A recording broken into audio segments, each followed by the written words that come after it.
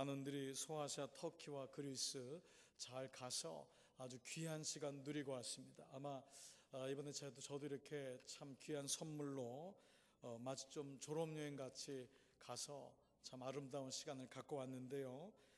우리 젊으신 분들도 시간 되시면은 여기는 보니까 빨리 가면 빨리 갈수록 좋을 것 같아요. 보시면은 많이 눈이 열려지고 아주 귀한 시간 되리라 생각합니다. 기도해 주신 여러분께 감사를 드립니다.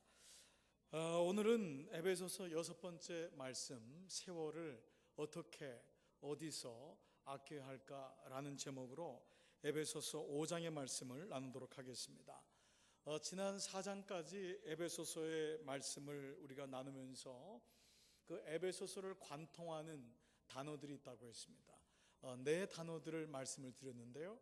첫 번째 단어는 difference, 다름이다 라고 하는 단어였고요.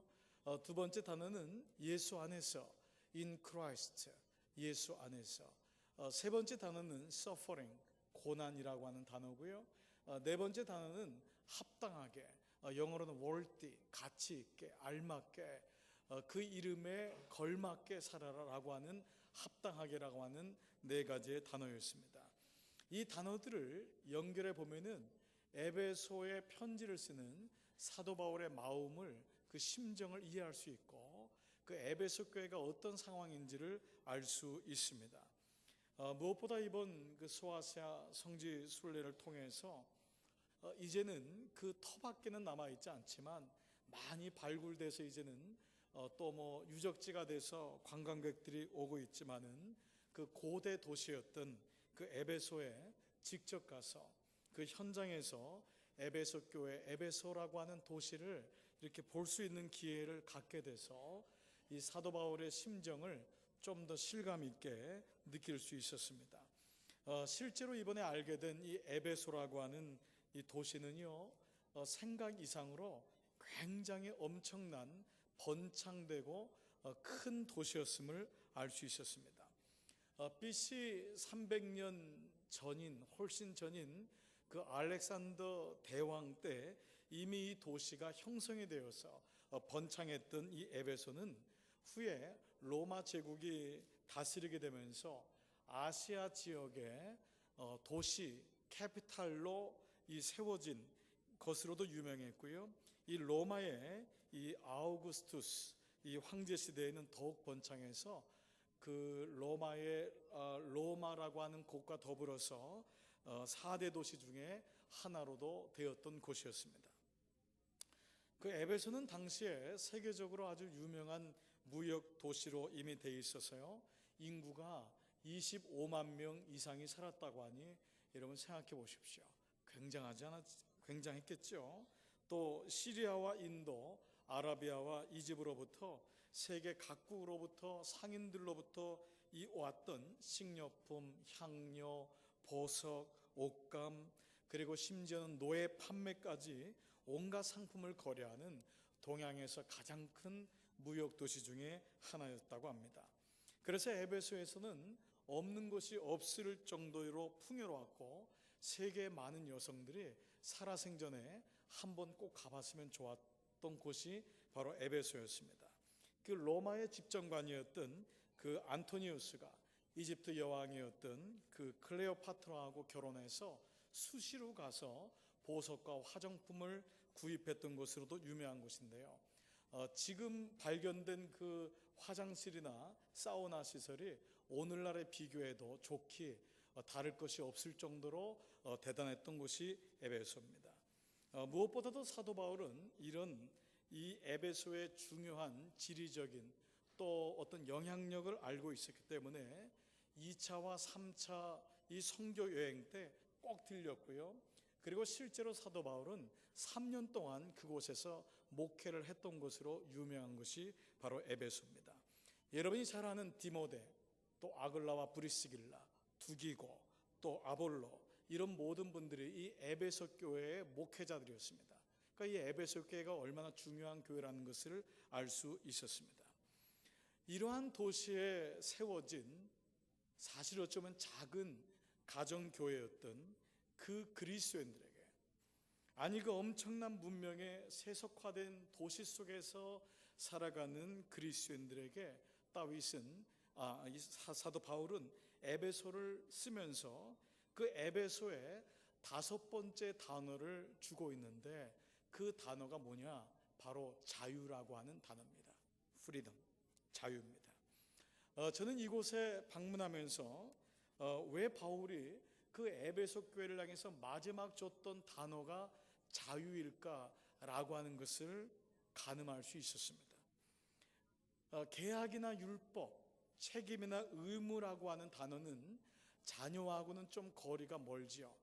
자녀가 된 기쁨에서 나와야지 되는 것인데, 자녀에게 맞는 단어라는 것은 부모의 사랑으로부터, 아니 그것은 바로 바울이 말하는 우로부터, 하나님 아버지로부터 오는 자유함, 이것이 자녀에게 걸맞는 합당한 단어라는 것입니다. 이것은 어떤 방종이나 무책임한 쾌락이 아닐 것입니다.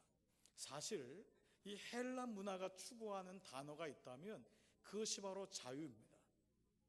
에베소 시민들은 이미 주전 300년 전에 당시의 문명과 당시의 철학을 자랑하면서 이 땅에서 누릴 수 있는 온갖 환락과 풍요, 이것을 만끽했던 사람들입니다.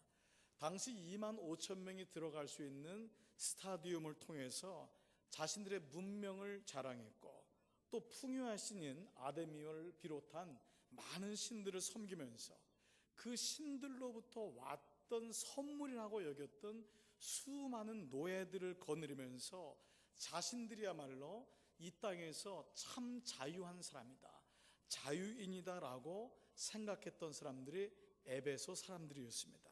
그런데 바울은 그들을 향해서 당신들은 자유인이 아니다, 그리고 그리스도인들 향해서 참 자유를 그들은 알지 못한다고 얘기하고 있습니다. 그리고 심지어 그것은 자유가 아니라고 얘기합니다. 그것은 인간의 바벨탑이고 끊임없는 욕망이요, 그것은 두려움에 대한 투사요, 그것은 자유가 아닌 방종이요, 쾌락이요, 도피라고 말하고 있습니다. 참 자유가 무엇이냐? 그것은 바로 자기를 만드신 분, 창조자로부터 오는, 위로부터 오는 하나님 아버지로부터 오는 것임을 말씀하고 있습니다. 너희가 누구냐? 너희는 종이 아니다, 너희는 자녀로 부르심을 받은 사람들이다 라는 것을 지난 4장까지 계속해서 얘기했던 것입니다. 이때 비로소 참 자유에 대해서 눈이 열린다라는 것입니다. 이것을 알지 못하면 결국 아무리 문명과 풍요로움 속에 있어도 어린아이에 불과하다라는 것입니다. 바울의 눈에 에베소 사람들은 아직 성숙하지 못한 어린아이였습니다. 그래서 그 도시에서 어떤 모습을 가지고 살아야 하는지를 분명하게 말씀하고 있습니다. 그 에베소의 모습을 연상한다면은 4장 22절부터 24절부터 주시는 말씀이 어떤 것인지를 이해할 수 있습니다.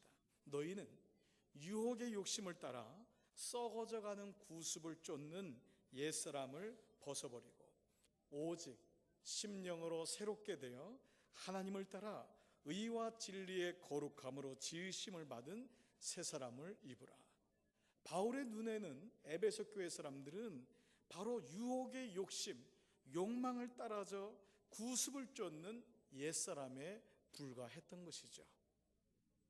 자, 이러한 배경에서요, 오늘 우리에게 주시는 5장 말씀의 핵심이 뭐냐 하면 바로 15절과 16절에 나오는 세월을 아끼라 라는 말씀입니다. 자, 그 말씀을 한번 같이 읽어보겠습니다. 시작. 그런즉 너희가 어떻게 행할 것을 자세히 주의하여 지혜 없는 자 같이 말고 오직 지혜 있는 자 같이 하여 세월을 아끼라. 때가 악하니라. Be very careful then how you live, not as unwise, but as wise, making the most of every opportunity, because the days are evil. 영어로도 아주 간편하게 분명하게 뜻이 나와 있죠. 여기서 말하는 세월을 아끼라라고 하는 세월이라고 하는 시간이라고 하는 단어는 그리스어로 카이로스라고 하는 단어입니다. 일반적으로 시간에 대한 헬라어, 그리스어는 두 가지가 있습니다. 첫 번째는 크로노스라고 하는 단어입니다. 크로노스는 그야말로 물리적인 시간으로 네 몇 살이고 묻는 게 바로 크로노스입니다. 몇 살 살았냐라는 것입니다.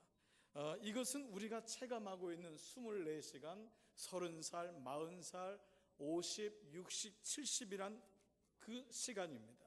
그런데 여기서 세월을 아끼라고 하는 이 세월이란 것은 크로노스가 아닌 카이로스라는 시간입니다. 카이로스는 존재론적인 시간입니다. 이 세월이라는 단어를 표현하는 것으로 이것은 시간을 만든 시간의 창조자와 연결될 때만이 의식이 되는 시간이 카이로스입니다. 그 카이로스 시간을 그래서 의미 있는 시간 혹은 하나님의 시간이라고 얘기합니다. 사실 우리가 생활 속에서 아이들에게나 누군가를 향해서 세월 좀 아껴라 라고 하는 말을 사용하곤 합니다. 빈둥빈둥 놀기만 하면은 야, 그렇게 논다고 뭐가 생기냐? 세월 좀, 시간 좀 아껴라 라는 말을 쓰지만 이 말의 진짜 의미를 사실 우리는 잘 모르고 있을 수가 있습니다. 세월을 아끼란 말은 무슨 말입니까? 그저 열심히 살라는 말입니까? 시간을 축내지 말라는 것입니까? 다른 사람들이 10시간 한 것을 1시간 안에 빨리 하고 9시간은 너가 하고 싶은 걸 하라는 것이 세월을 아끼라고 하는 것입니까? 어떻게 하는 것이 성경에서 오늘 하나님께서 우리에게 세월을 아끼라라고 하는 뜻일까? 먼저 이 아끼라고 하는 이 그리스 이 말의 원문은요, 이 엑사고라조라고 하는 말을 씁니다. 세월이란 말이 그 카이로스란 말과 더불어서 엑사고라조라는 말입니다. 이 단어는 save란 단어가 아니고 영어로 말하면은 ransom 혹은 rescue, 우리가 말로 하면은 구하여 낸다, 건져낸다라는 것입니다. 마치 물에 빠져서 흘러가는 사람을 건져내서 살리는 것, 이것이 ransom, rescue입니다. 우리가 시간을 아껴라라는 말은 영어로 save입니다. 시간을 빨리 아껴서 너가 하고 싶은 걸 해라 라고 할 때 save입니다. 빨리 대학을 졸업해라, 시간을 아껴라. 빨리 어렸을 때 결혼해서 세월 아껴. 빨리 아이를 낳고 너가 하고 싶은 거 해 라고 할 때 세월을 아끼란 말이지만, 성경에서 말하는 말은 ransom, rescue, 뭐로부터 구하여 내라는 것입니다. 이 말은 주님께서 에베소 교회를 향해서 세월을 아끼라고 말씀하셨을 때는 시간을 건져내라 라는 뜻입니다. 시간을 구해내라는 것입니다. 그런데 어디서? From where? 어디서 시간을 구해내라는 것입니까? 그것은 바로 에베소라고 하는 도시입니다. 에베소라고 하는 현장에서, 그 시대적인 상황 속에서 아담이라고 하는 풍요와 인간의 물질과 성공과 인간의 욕망이 들끓고 있는 그 시대 속에서 너의 시간이 아닌 하나님의 시간으로 구출해내라 라고 하는 것입니다. 이 말은 지금 오늘의 지금 나의 삶의 자리에서 시간을 건져내라는 것입니다. 하루 24시간을 살아가지만 어떤 사람은 시간을 건져내는 사람이 있고, 어떤 사람은 시간을 그저 아무 의미 없이 버리거나 아니면 그냥 시간이 가는 것을 지켜보는 사람이 있습니다. 그래서 우리는 시간이 약이죠 라고 말합니다.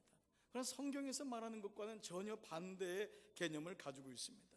이 말은 무슨 말이냐 하면, 똑같은 나이를 살았다고 해도 동일하게 같은 세월을 산 것이 아니라는 것입니다. 그 말은 실제로 자기가 건져낸 것만큼, 구해낸 것만큼만이 그 사람에게 에이지가 된다는 것입니다. 똑같은 50이라고 해서 50이 아니요, 똑같은 30이라고 해서 30이 아니라는 것입니다. 우리가 미국 가서 경험하는 것 중에 하나는, 미국에서는 웬만하면은 나이를 묻지 않습니다. 이력서에도 나이를 쓰지 않습니다. 나이를 물어보는 것은 실례요, 이것은 이렇게 일반적으로 경험되지 않는 것입니다. 그런데 한국 사람은 만나기만 하면 물어보는 게 있습니다. 네 몇 살이고? 아이디 까보자는 것입니다. 그래서 나보다 나이가 어리면 일단 말을 놓거나 나이가 어리다고 생각합니다. 사실 성경하고도 좀 거리가 멀다고 할 수 있습니다. 시간을 건져내거나 구해낸다는 것은 삶의 절대적인 의미와 연결이 됩니다. 그것은 바로 절대자와 연결될 때만이 시간에 참 의미가 있다는 것입니다. 아무 의미 없이 그냥 쓰러져 버릴 수밖에 없는 시간에 대해서 참된 의미의 시간으로 구해내는 것, 이것이 바로 악기라는 것입니다. 그러므로 아침부터 저녁까지 1분의 쉴 틈도 없이 열심히 뛰어다닌다 할지라도 그것이 바로 바울이 봤던 것처럼 에베소라는 도시의 욕망과 편안과 환락과 자신의 부유함을 위해서라면 그것은 시간을 건져내는 삶이 아니라 시간 속에서 묻혀가는 삶을 사는 것과 마찬가지라는 것입니다. 왜 그렇습니까? 거기는 절대적인 의미가 없고 그저 인간의 육체의 욕망을 따라가는 시간밖에는 되지 않기 때문입니다. 시간의 낚시터에서 시간을 건져내는 사람, 세월을 아끼는 사람은 동일한 시간을 산다 할지라도 그 시간을 미닝풀한 인생으로 살 수 있는 것입니다. 나이가 많다고 해서 오래 산 것이 아니요, 나이가 연소하다고 해서 헛살은 것이 아닙니다. 어떤 사람은 내 나이가 지금 벌써 60이야 70이야 라고 한탄하는 사람이 있습니다. 그 사람은 그 시간을 연대표로 크로노스로 이해했기 때문입니다. 그렇기 때문에 그 사람이 시간에 대해서 아쉬워할 이유가 없습니다. 여러분이 나이가 어리다고 여러분을 업수히 여기는 사람에 대해서도 신경 쓰지 마시기 바랍니다. 20살을 살고 30살을 살아도 여러분들이 의미 있는 시간을 산다고 하면 어떤 누구도 여러분의 약소함, 여러분의 연소함을 업수히 여길 수 없습니다. 그렇다면 그리스도인에게 있어서 시간을 건져낸다는 것은 뭘 의미할까? 그리고 바울은 왜 세월을 아끼라고 이렇게 얘기하고 있을까? 좀 구체적으로 세월을 아낀다는 것은 어떻게 하는 것인가? 그리고 어디에서 해야 되는 것인가를 한번 나눠보겠습니다. 우리에게 주어진 시간을 참된 의미 있는 절대적인 시간으로 구해내야 하는 이유, 세월을 아껴야 하는 이유를 바울은 세 가지로 말씀하고 있습니다. 첫 번째, 오늘 본문 16절에 나오는 때가 악하기 때문이다 라는 것입니다. 16절은 이렇게 말합니다. 세월을 아끼라. 왜 그렇습니까? 때가 악하기 때문이다. 악하니라. 여기서 악하다란 말의 그리스 원어는요, 포테리아라는 말을 씁니다. 이 포테리아란 말은 여러 다양한 의미가 있지만 가장 중심적인 의미는 뭐냐 하면 점점 타락해 간다, 무가치해져 간다, 추악해져 간다는 뜻입니다. 그런데 여기서 나온 단어가 무언지를 알면은 이 단어가 느껴집니다. 바로 포르노라고 하는 단어가 여기서 나온 것입니다. 포르노건 그것이 무엇이든 간에 도박이건 알코올이든 사람을 붙잡고 있는 중독된 삶의 공통점이 있습니다. 그것은 뭐냐 하면 결국 자기의 가치를 잃어버린다는 것입니다. 이것이 중독된 사람의 특징입니다. 왜 중독이 나쁘냐 좋냐는 어른이 된 우리에게 물어볼 이유가 없습니다. 근데 중요한 건 뭐냐? 중독 자체가 자기의 삶의 가치를 잃어버리게 한다는 것입니다. 무엇보다 더 중요한 것은 결국 그 안에서 시간의 흐름과 가치를 느끼지 못하게 하는 거예요. 중독된 사람은 절대 시간의 빠름을 인지하지 못합니다. 20대에 중독된 사람을 보십시오. 그 청춘의 세월을 중독된 인생으로 버리는 것입니다. 30대가 돼도 중독을 버리지 못할 때가 있습니다. 30의 청춘을 버리는 것입니다. 40, 50이 돼도 여전히 어떤 것에 중독되어 있으면 결국 그 안에서 시간의 흐름과 가치를 느끼지 못하게 된다는 것입니다. 에베소 교회를 향해서 사도 바울은 때가 악하단 말은 그 사람들이 어디에 붙잡혀 있는지를 보았던 것입니다. 붙잡혀 있으면 시간의 가치를 알지 못합니다. 붙잡혀 있으면 시간의 흐름을 알지 못합니다. 여러분 아시다시피 도박장에는 창문도 없고 시계도 없고 거울도 없다고 합니다. 그 이유는 무엇입니까? 시간 가는 것을 알지 못하게 한다는 것입니다. 그런 의미에서 때가 악하니라 바로 그 이유 때문에 세월을 아끼라 라고 말씀합니다. 두 번째, 왜 세월을 아껴야 되느냐? 그것은 주의 뜻이 무엇인지 이해해야 하기 때문이라고 말씀합니다. 17절 다 같이 한번 읽습니다. 시작. 그러므로 어리석은 자가 되지 말고 오직 주의 뜻이 무엇인지 이해하라. 여러분 바다의 배를 보면 그 넓은 그 바다에 배가 마음대로 가는 게 아니라는 것을 알게 됩니다. 그 넓은 바다에 내가 마음대로 가면 안 됩니까? 저는 가끔 배길이 충돌했다는 얘기를 들으면 이해를 못하겠어요. 그 넓은 바다에서 어떻게 그 조그만 점 같은 배가 충돌을 합니까? 그 말은 배에는 이 바다에는 뱃길이 있다는 것입니다. 비행기를 자주 타다 보면 비행기 옆에 또 다른 비행기가 확 하고 지나가는 것을 볼 때가 있습니다. 그 넓은 그 하늘에도 비행기가 가는 항로가 있다는 것입니다. 인생도 마찬가지입니다. 인생이 걸어야 할 길이 있다는 것입니다. 젊었을 때는, 눈이 열리지 않을 때는 인생은 마음대로 하면 되는 것 같습니다. 부모에게도 귀찮고 아내나 남편에게도 귀찮습니다. 내가 원하는 대로, 내가 갖고 싶은 대로, 내가 먹고 마시고 싶은 대로, 내가 말하고 싶은 대로, 내가 욕하고 싶은 대로, 내가 저주하고 싶은 대로, 원망하고 싶은 대로, 불평하고 싶은 대로, 나가고 싶은 대로 마음대로 사는 것을 자유의 인생이라고 생각합니다. 그러나 우리는 압니다. 이것이 자유가 아니라는 것을. 성경은 인생에게 마땅히 가야 할 길이 있음을 말씀하고 있습니다. 솔로몬은 다윗의 아들로 태어난 사람입니다. 어느 날 인생에 눈을 뜨고 난 다음에 하나님 앞에 예배를 드리면서 그는 이런 고백을 하게 됐는데, 그것이 열왕기상 8장 36절의 고백입니다. 주는 하늘에서 들으사 주의 종들과 주의 백성 이스라엘의 죄를 사하시고, 그 다음이 중요합니다. 그 마땅히 행할 선한 길을 가르쳐 주옵시며. 인생에 대해서 깨달은 것입니다. Teach us the right way to live. 그의 길이 있다는 것입니다. 주의 뜻입니다. 바울은 이것이 창조주의 뜻이며 아버지의 뜻이라고 하는 것입니다. 나의 뜻이 이루어진 것이 성공이 아닙니다. 여러분, 우리가 해보지 않았습니까? 공부라는 것 죽작하면 됩니다. 사업도 죽작하면 이루어질 수 있습니다. 그 차 노력하고 한번 사보자 하면 그 차가 어느 날 내 손에 들어와 있습니다. 연애도 그럴 수 있습니다. 그러나 이것이 아니라는 것을 성경은 얘기합니다. 나의 뜻이 이루어졌다고 해서 성공이 아니라 나의 뜻이 아닌 주의 뜻, 아버지의 뜻이 뭔지를 이해하라. 세월을 아끼는 사람은 나의 뜻이 아닌 아버지께서 원하시는 뜻이 무엇인지를 이해해야 되기 때문에 이 말씀을 하는 것입니다. 세 번째로, 왜 세월을 아끼라? 그것은 성령 충만을 지속해야 하기 때문이라고 말씀합니다. 18절 말씀 다 같이 한번 읽습니다. 시작. 술 취하지 말라. 방탕한 것이 오직 성령의 충만을 받으라. 술과 성령의 충만, 술의 충만과 성령의 충만은 에베소 교회와 에베소 안에 사는 그리스도인의 디퍼런스를 얘기하고 있습니다. 고가의 값비싼 전자제품을 보면은 그 안에는 모든 제품마다 사용 설명서가 있습니다. 비싸면 비쌀수록 있습니다.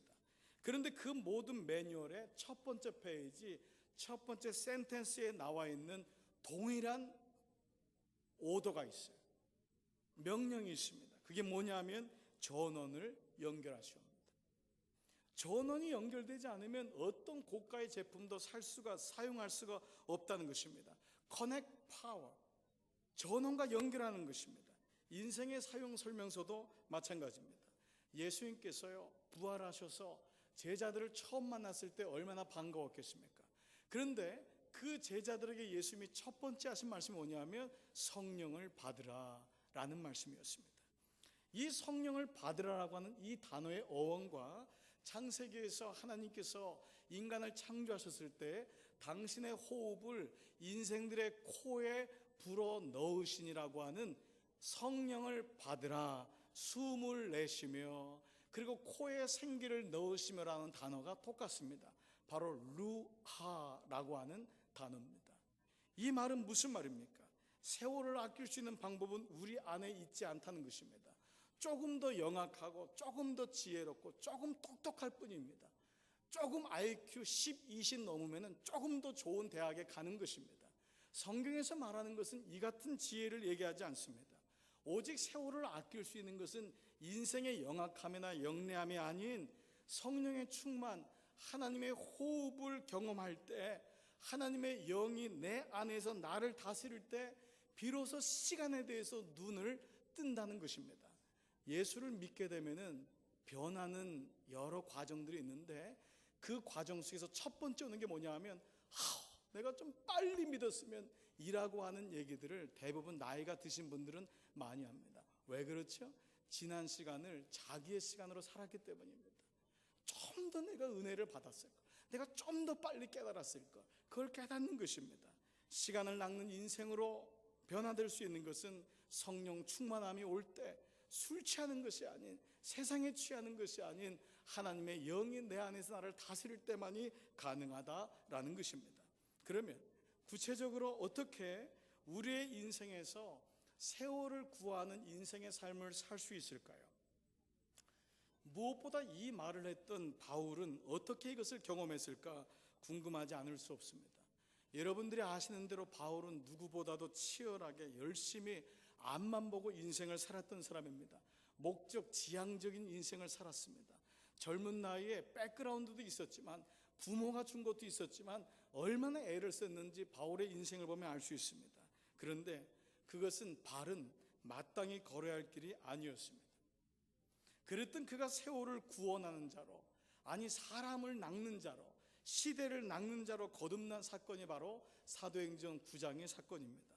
바로 이 사건이 어떻게 세월을 구하는 인생으로 살 수 있는지를 가르쳐주는 대목이라 할 수 있습니다. 사도행전 9장은요, 다메섹으로 예수 믿는 사람을 잡으러 갔던 그 혈기에 있는 사울이 갑자기 강한 빛에 의해 쓰러지면서 예수님을 만나는 장면으로 시작됩니다. 그는 그 순간 강한 빛에 의해서 눈이 멀게 됩니다. 그 눈은 누구보다도 신속하게, 누구보다도 정확하게, 누구보다도 판단을 잘하는 그런 눈이었습니다. 누가 봐도 자랑스러운 눈이었고, 본인에게 그 눈이 자기의 인생을 지탱해 준 눈이었습니다. 그런데 그 눈이 더 이상 작동되지 않는 것입니다. 그런 그에게 주님은 마침 다메섹에 예배해 놓으신 당신의 제자인 아나니아를 소개시켜 줍니다. 그리고 그 아나니아에게 직가라고 있는 그곳에서 사흘째 눈이 멀고 있는 이 사울을 찾아가서 그를 위해 기도해 주라고 얘기하십니다. 아나니아가 힘들어합니다. 주님, 다른 사람도 아니고 사울, 그 인생은 안 됩니다. 그 인간은 안 됩니다. 근데 주님께서 사울을 택한 나의 그릇이다 라는 말을 하자 그 말 한마디에 아나니아가 순종합니다. 그리고 사울에게 가졌던 부정적인 선입관을 버리고 직가에 있는 사울을 찾아갑니다. 아나니아는 가련한 몰골로 3일 동안 먹지도 못하고 보지도 못하고 있었던 가련한 한 남자 인생 사울에게 다가가서 그의 머리에 조용히 손을 얹습니다. 그리고 그를 이렇게 부릅니다. 17절, 형제 사울아, 브라더 사울. 형제 사울이란 말은 일반적인 말이 아닙니다. 오늘날 우리가 형제의 모습 속에 보이는, 자매의 모습 속에 보이는 이것이 아니고, 이제는 당신과 나는 혈연이 되었다고 하는 놀라운 고백입니다. 여러분, 지금까지 사울은 무슨 짓을 했던 사람입니까? 예수 믿는 사람을 잡아 죽이는 일에 앞장섰던 사람입니다. 그리스도인들에겐 지긋지긋한 사람이고 옆에 있어도 되지 않을 사람인데 지금 뭐라고 합니까? 형제라고 하는 것입니다. 아무리 아나니아가 주님의 제자라고 해도, 그리고 주님의 말씀에 순종했다 하더라도 사실 이것은 있을 수 없는 일입니다. 그야말로 완전히 반전이 아닐 수 없습니다. 그런데 더 놀라운 일이 그 다음 절에 나옵니다. 18절, 아나니아가 사울에게 손을 얹어 기도한 즉시 사울의 눈에서 비늘 같은 것이 벗어져 다시 보게 된지라. Immediately something like scales fell from Saul's eyes and he could see again. 아나니아의 안수기도가 끝남과 동시에 사흘 동안 굳게 닫혀 있었던 사울의 눈이 열린 것입니다. 세상을 다시 보게 된 것입니다. 우리는 이 말씀에서요, 이것이 사울의 육체적인 눈만을 의미하는 것이 아니라는 걸 알고 있습니다. 왜냐하면 사울의 눈에서 비늘 같은 것이 벗겨졌다고 나와 있기 때문입니다. 여기서 비늘 같은 것이라는 걸 가리키는 히라보는요, 레피스란 말로 비늘 같은 게 아니라 실제로 레피스는 작지 않은 물고기의 비늘을 가리키는 말입니다. 즉 그동안 사울은 지낸 인생 동안에 자기의 눈 안에 물고기의 비늘을 넣고 살았다는 것입니다. 여러분, 얼마나 놀라운 일입니까?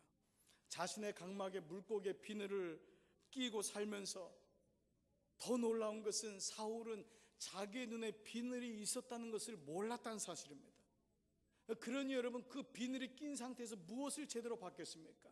우리가 티눈이 조그만 게 들어와도요, 앞을 보지 못하고 눈물이 나서 얼마나 힘들어합니까?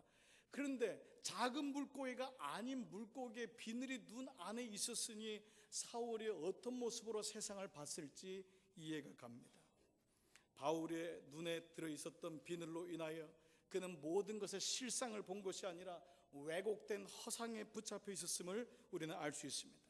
그렇기 때문에 그가 이른 아침부터 밤 늦게까지 누구보다 열심히 살았음에도 불구하고 그는 세월을 아끼는 자가 될 수 없었습니다. 그런 눈으로는 절대적인 의미의 삶을 살 수 없었기 때문입니다. 다시 말해서 비늘을 뒤집어 쓰고 있는 눈으로는 시간을 구해낼 수도 건져낼 수도 없었기 때문입니다. 결국 눈에 비늘을 뒤집어 쓰고 있던 바울은 그때까지 헛 인생을 살았던 어리석은 젊은이에 불과했던 것입니다. 그런데 아나니아가 사울의 머리에 손을 얹고 기도했을 때 동시에 자기의 눈에서 그런 것이 끼어 있으리라고는 상상하지 못했던 비늘 같은 것이 사울의 눈에서 벗어져 내렸던 것입니다. 그 비늘은 무엇이었습니까? 우리가 이미 경험했던 허망한 욕망의 비밀이요, 끊임없이 경쟁하고 비교하는 비늘이요, 추한 이기심의 비밀이요, 자기 신념의 비늘이요, 자기라고 하는 우상의 비늘이라고 할 수 있습니다. 그 비늘이 벗어진 다음에 비로소 사울은 다시 he could see again, 보게 되었다고 말씀합니다. 그런데 여기 보게 되었다라고 하는 그리스 동사인 아나블레포라고 하는 이 동사가 특이한 동사입니다. 이 아나블레포란 말은 두 단어의 합성어입니다. 아나란 말은 upon, 위에란 단어입니다. 그리고 블레포란 말은 see라는 말입니다. 즉 아나블레포란 말은 우리말로 하면 정확하게는 우러러 본단 말입니다. 무슨 말입니까? 지금까지 사울은 한 번도 우러러 본 적이 없었습니다. 땅을 보고 살았고 앞사람의 뒤통수를 보고 살았고 목적을 향해 살았던 사람입니다. 그런데 그가 비로소 눈에서 비늘이 벗겨진 다음에 아나블레포, 위를 향해 우러러 보게 되었다는 것입니다. 그 말씀이 9장 18절에서 이렇게 증거하고 있습니다. 즉시 사울의 눈에서 비늘 같은 것이 벗어져 다시 보게 된지라. 일어나 세례를 받고 음식을 먹으며 강건하여지니라. 사울이 다메섹에 있는 제자들과 함께 며칠 있을새 즉시로 각 회당에서 예수의 하나님의 아들이심을 전파하니. 사울은 눈에서 비늘이 벗겨지고야 나서 비로소 그가 부정했던 그 예수님이 성자 하나님이시라는 것을 보게 되었습니다. 십자가에서 돌아가셨던 그 분이 자신과 함께 계시고 자신을 살리신 분임을 보았던 것입니다. 자신이 주님을 알기도 전에 주님이 자기를 이미 알고 있었던 것을 보았던 것입니다. 비늘을 뒤집고 있을 때는 어떤 것도 보이지 않고 자기밖에는 보이지 않았던 인생이었습니다. 그런데 주님이 되어져야 될 인생으로 자기를 만져주시고 오셔서 눈에서 비늘을 벗겨주실 때 비로소 이제는 만물이 왜곡된 허상이 아닌 실상으로 진리로 살아계신 예수 그리스도를 보게 되었다는 것입니다. 바로 이 모멘트, 이 순간이 사울의 인생에서 가장 중요한 시간입니다. 그러나 이것은 아나니아의 입장에서도 마찬가지일 것입니다. 그는 본래 사울을 찾아가서 안수 기도해 주라는 예수님의 명령에 대해서 대단히 힘들었던 사람이고 문제, 의의를 제기했던 사람입니다. 사울 같은 인생을 찾아가는 것은 시간 낭비입니다. 이건 의미가 없습니다. 차라리 나에게 그러지 말고 주님이 직접 고쳐주면 되지 않습니까? 왜 자꾸 나에게 하라고 합니까? 주님의 능력이 있을 텐데 왜 자꾸 나에게 가서 그에게 기도하라 그러고 왜 굳이 나에게. 그러나 그가 직가에 있는 사울을 찾아간 후 이것이 시간의 낭비가 아니었음을 알았습니다. 바로 그날 그의 인생에 찾아온 것은 무엇이냐 하면 자신이 시간을 건져낸 사람이라는 것을 깨닫게 된 것입니다. 자기에게 주어진 시간을 향한 하나님의 음성에 순종함으로 사울이란 한 인간을 건져낼 수 있었습니다. 만약 아나니아가 자기 입장을 고수하고 자기의 형편을 끊임없이 변명하면서 사울을 찾아가는 건 무의미하다고 여겼다면 그 순간 그는 인생을 건져내지 못했을 것입니다. 그러나 사울만이 시간을 낚는 인생이 된 것이 아니라 아나니아도 시간을 건져낸 인생이 되었습니다. 바로 이것입니다. 오직 그분 안에서만이 시간이 건져내고 구해진다는 것을 말씀하고 있습니다. 바로 이것을 고백하는 것이 뭐냐면 바로 예배입니다. 예배는 뭐냐 하면 바로 그분만이 시간이 유일하다고 고백하는 게 예배입니다. 예배는 드리고 드리지 않고 이런 차원이 아니라 일주일의 첫날이기 때문에 예수를 오래 믿었기 때문에 드려지는 그런 형식이나 요식이 아니고 바로 이것은 오직 그분 안에서만이 시간이 유일하고 시간이 의미가 있다고 하는 것이 바로 예배예요. 그래서 기도하는 시간이 내게는 가장 즐겁고, 그래서 찬양하는 시간이, 하나님을 위한 시간이 얼마나 소중한지를 깨닫는 것입니다. 이것이 신앙의 진보요 성숙입니다. 우리가 예수를 주로 고백하는 순간부터 이 땅을 떠날 때까지 이를 경험하고 사는 것을 가르쳐서 우리는 바로 신앙 생활이라고 얘기하는 것입니다. 여러분의 인생을 한번 되돌아보십시오. 여러분, 저와 여러분이 이 시간 여기 있기까지는 주님께서 우리 각자에게 향하신 그 수많은 사건과 수많은 사람을 동원해서 한치의 오차도 없이 여기까지 인도하신 것입니다. 그냥 왔다고 생각하십니까? 그냥 온 것 같습니까? 한 자녀가 어머니 배에서 10개월 동안 있다가 나와서 아무것도 못하는 갓난아기가 우유를 빨아먹고 어머니가 씹어줬던 음식을 먹고 자라서 청년이 될 때, 이 아이에게는 보이는 시간만이 시간이 아니라 그 아이를 향한 아버지와 어머니의 보이지 않는 시간이 있었기 때문에 그 아이가 장성해서 이루어진 것입니다.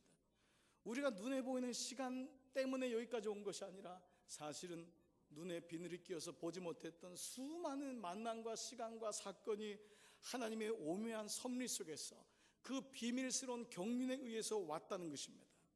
그것이 아니라면 우리가 여기 앉아있을 턱이 없다는 것입니다. 그래서 우리는 이것을 바로 이것이 나의 간증이요 이것이 나의 찬송이라고 얘기하는 것입니다. 많은 사람은 간증이 있습니까 하면 아직까지도 교도소에 몇 번 들어가야 되고 큰 암을 몇 번이나 만나야지 간증이 있다고 생각합니다. 여러분, 그것이 간증이라고 생각하십니까? 아닙니다. 그 간증은 나에서 눈이 벗겨져서 하나님의 일하심을 보고 내 인생 속에 하나님의 역사하심과 살아계심이 지금도 운행하고 있다는 것을 고백할 수 있다면 이미 그것이 나의 간증이요 나의 찬송이 되는 줄 믿습니다. 바울은 이제 에베소서 5장에서 세월을 낚는 자가 그렇다면 해야 될 것이 무엇인지를 말씀하고 있습니다. 그것이 19절부터 21절입니다. 한번 같이 읽겠습니다. 시작. 시와 찬송과 신령한 노래들로 서로 화답하며 너의 마음으로 주께 노래하며 찬송하며 범사에 우리 주 예수 그리스도의 이름으로 항상 하나님께 감사하며 그리스도를 경외함으로 피차 복종하라. 전반절에 나와 있는 건 무엇입니까? 예배입니다. 너희의 삶의 영적 예배가 이루어진다. 눈에서 비늘이 벗겨져야지 예배 드릴 수 있습니다. 몸이 와 있다고 예배 드리는 게 아닙니다. 여러분 스스로에게 속지 마시기 바랍니다. 여기 앉아 있다고 예배 드리는 게 아니라 여러분 눈에서 눈이 벗겨져서 그분이 나의 구주임을 고백하고 내 인생 속에 보이지 않는 주인이 누군지를 고백하는 것이, 이것이 예배입니다. 토요일날 전날 밤새도록 포커 치고 여기 와 있어도 예배를 드린다고 할 수 있습니다. 이런 마음이 딴 데가 있어도 예배 드린다고 할 수 있습니다. 그러나 여러분은 알고 있고 하나님도 알고 있습니다. 그건 예배가 아닙니다. 몸이 여기 나와 있을 뿐입니다. 아직도 에베소에 있는 아데미 신을 섬기는 것과 별 다를 바가 없습니다. 그렇기 때문에 눈이 열려야 됩니다. 내 인생 속에 나의 주인이신 카이로스의 하나님이 내 인생을 주관한다고 겸손히 고백하고 이 시간이 내 삶에서 가장 중요하다는 고백이 되어야지 그게 비로소 워시퍼, 예배입니다. 그런데 그 예배를 드린 사람에게 오는 은총이 있는데 그리스도를 경외함으로 피차 복종하라. 영적 예배를 통해서 하나님과의 관계에서 비늘이 벗겨진 눈을 가진 사람은 어디로 가야 하느냐?